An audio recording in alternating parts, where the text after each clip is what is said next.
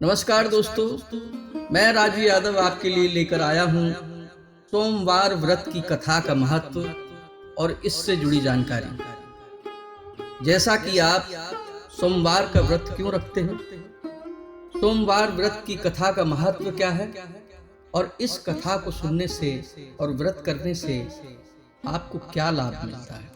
अगर आप हमारे चैनल पर नए हैं तो यहाँ आपको मिलती है सनातन धर्म से जुड़ी जानकारी और उससे जुड़ा अद्भुत ज्ञान जो आपके जीवन में कठिनाइयों का सामना करने में आपकी सहायता करता है।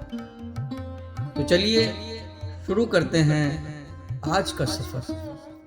एक कथा के अनुसार एक नगर में धनी व्यापारी रहता था। दूर दूर तक उसका व्यापार फैला हुआ था।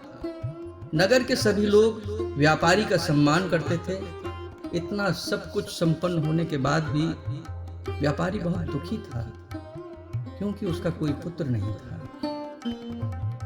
इस कारण से अपनी मृत्यु के पश्चात व्यापारी को अपने उत्तराधिकारी की चिंता हमेशा सताती रहती है और वह व्यापारी यहाँ वहां भटकता रहता है। एक दिन एक ब्राह्मण ने उसे सोमवार व्रत की कथा का महत्व समझाया। तब जाकर पुत्र प्राप्ति की इच्छा से वह व्यापारी प्रत्येक सोमवार भगवान शिव की पूजा और व्रत करने लगा और शाम के समय मंदिर में जाकर शिव जी के सामने घी का दीपक जलाया करता था।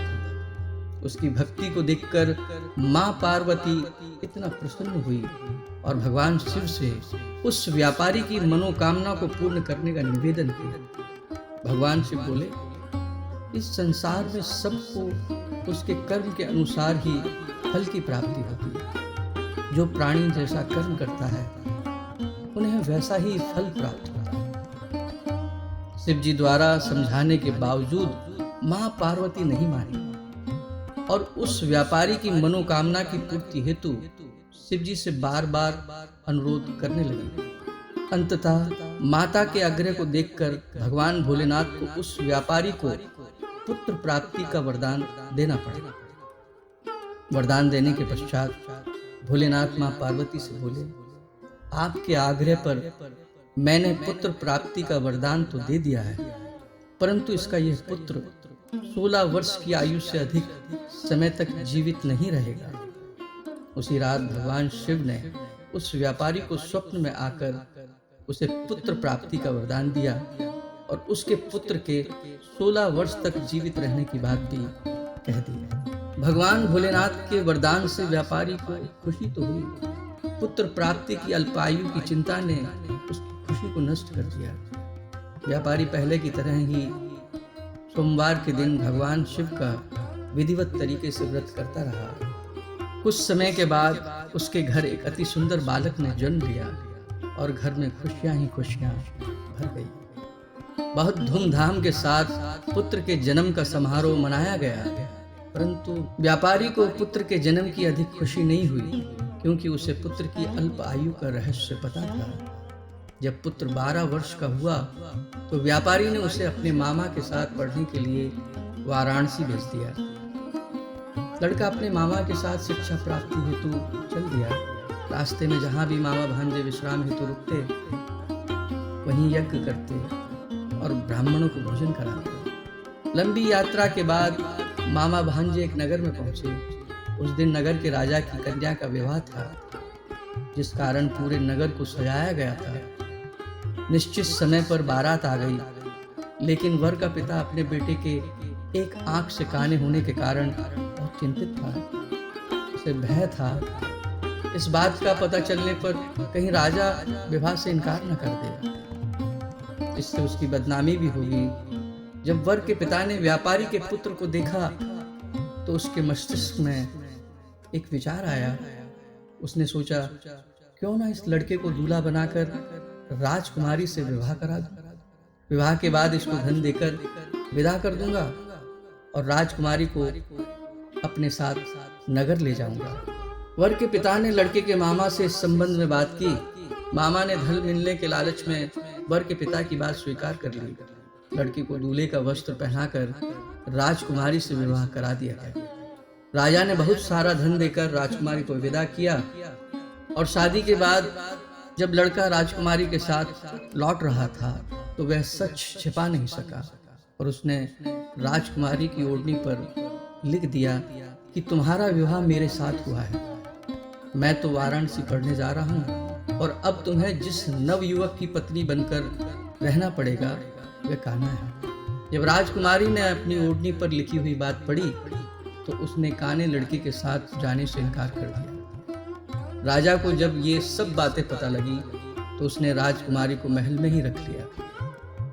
उधर लड़का जब अपने मामा के साथ वाराणसी पहुंचा और गुरुकुल में पढ़ने लगा तब उसकी आयु 16 वर्ष की हुई तो उसने यज्ञ किया। यज्ञ की समाप्ति पर ब्राह्मणों को भोजन कराया गया और खूब अन्न वस्त्र दान दिए गए। रात को वह लड़का अपने शयन कक्ष में सोने गया और शिव के वरदान के अनुसार कन्या अवस्था में ही उस लड़के के प्राण यमराज के दूत ले गए और सूर्य उदय पर मामा ने मृत भांजे को देखकर रोने पीटने लगा। आसपास के लोग भी एकत्र होकर दुख प्रकट करने लगे। लड़के के मामा के रोने के विलाप के स्वर समीप से गुजरते हुए भगवान शिव और माता पार्वती ने भी सुने। माता पार्वती ने भगवान से कहा, हे प्राणनाथ, मुझसे इसके रोने का स्वर सहन नहीं हो रहा है। आप कृपा करके इस व्यक्ति के कष्ट को अवश्य दूर करें। भगवान शिव ने माता पार्वती के साथ अदृश्य रूप में समीप जाकर देखा तो भोलेनाथ माता पार्वती से बोले, ये तो वही व्यापारी का पुत्र है जिसे मैंने 16 वर्ष की आयु का वरदान दिया था। इसकी आयु पूरी हो चुकी है। माँ पार्वती ने भगवान से निवेदन कर उस बालक को जीवित करने का आग्रह किया। माता पार्वती के आग्रह पर भगवान शिव ने उस लड़के को जीवित होने का वरदान दिया और कुछ ही पल में वह जीवित होकर बैठ गया। शिक्षा समाप्त करके लड़का अपने मामा के साथ अपने नगर की ओर चल दिया। दोनों चलते हुए उसी नगर में पहुंचे जहां उसका विवाह हुआ था। उस नगर में भी एक यज्ञ का आयोजन था। समीप से गुजरते हुए राजा ने तुरंत ही लड़के और उसके मामा को पहचान लिया। यज्ञ के समाप्त होने पर मामा और लड़के को महल ले जाया गया। राजकुमारी के सामने आते ही लड़के और मामा को सारी बात समझ में आ गई। दोनों ने अपने किए के लिए राजकुमारी और राजा से क्षमा मांगी। राजकुमारी ने भी दोनों की क्षमा याचना को स्वीकार करते हुए दोनों को अपने माता पिता से माफ करने का अनुरोध किया। राजा ने भी दया दिखाते हुए दोनों को क्षमा कर दिया और इसके पश्चात कुछ दिन महल में रखकर बहुत सा धन और वस्त्र आदि देकर राजकुमारी के साथ विदा कर दिया गया। इधर भूखे प्यासे रहकर व्यापारी और उसकी पत्नी बेटे की प्रतीक्षा कर रहे थे। उन्होंने प्रतिज्ञा कर रखी थी यदि उन्हें अपने बेटे की मृत्यु का समाचार मिला तो दोनों अपने प्राण त्याग देंगे। परंतु जैसे ही उसने बेटे के जीवित वापस लौटने का समाचार सुना तो व्यापारी बहुत प्रसन्न हुआ और अपनी पत्नी और मित्रों के साथ नगर के द्वार पर पहुंचा। अपने बेटे के विवाह का समाचार सुनकर पुत्रवधू राजकुमारी को देखकर उसकी खुशी का ठिकाना न रहा। उसी रात भगवान शिव ने व्यापारी को स्वप्न में आकर कहा कि हे श्रेष्ठ, मैंने तेरे सोमवार के व्रत करने और सोमवार व्रत की कथा सुनने से प्रसन्न होकर तेरे पुत्र को लंबी आयु का वरदान प्रदान किया है। पुत्र की लंबी आयु को जानकर व्यापारी बहुत प्रसन्न हुआ और साक्षात भगवान भोलेनाथ को दंडवत कर पैरों में गिरकर प्रणाम किया। इसके बाद भोलेनाथ अंतर्ध्यान हो गए और व्यापारी की खुशी का कोई ठिकाना न रहा। शिव भक्त होने के कारण तथा सोमवार का व्रत करने से व्यापारी की सभी मनोकामनाएं पूरी हुई। इस प्रकार जो भी भक्त सोमवार का विधिवत तरीके से व्रत करता है और सोमवार व्रत की कथा सुनता है, भगवान भोलेनाथ उनकी सभी मनोकामनाएं पूर्ण करते हैं। जय भोलेनाथ। उम्मीद है आपको सोमवार व्रत से जुड़ी यह जानकारी जरूर पसंद आई होगी। अगर आपको हमारा काम अच्छा लगता है तो प्लीज हमारे चैनल को ज्यादा से ज्यादा लाइक और सब्सक्राइब करें। धन्यवाद।